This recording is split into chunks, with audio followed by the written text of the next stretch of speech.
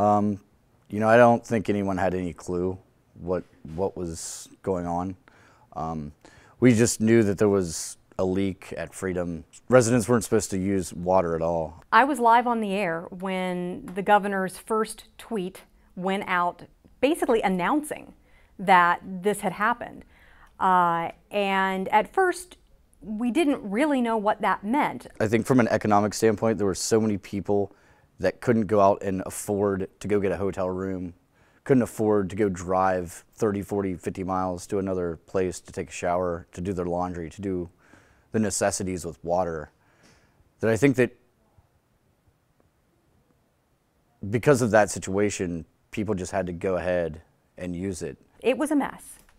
I was lucky. I had water, but that meant I was sort of ground zero for people who needed showers, who needed to fill up water bottles, for people who just kind of wanted a place where they could get away from the no water situation wherever they were and feel a sense of normalcy. The first 3 days after the spill, people were coming to work unshowered, cleaning up as best you could with like baby wipes or some sort of like, you know, whatever towels you had laying around that you could clean yourself with.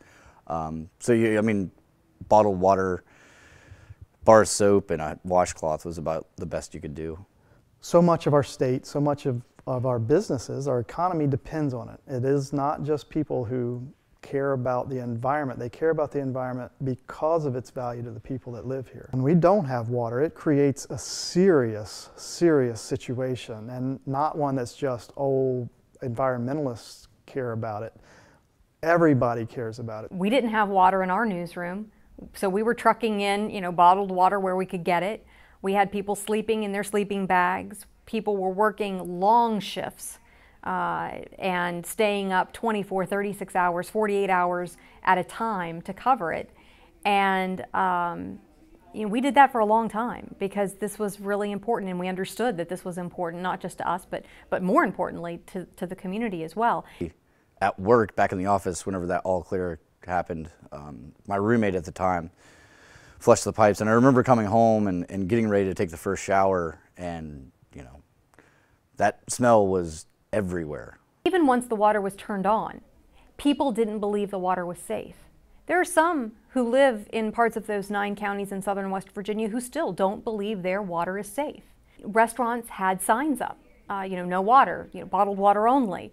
And then once the water was turned back on in communities, there were a lot of restaurants and other public establishments that would have a sign saying, you know, we want you to know we're using the water.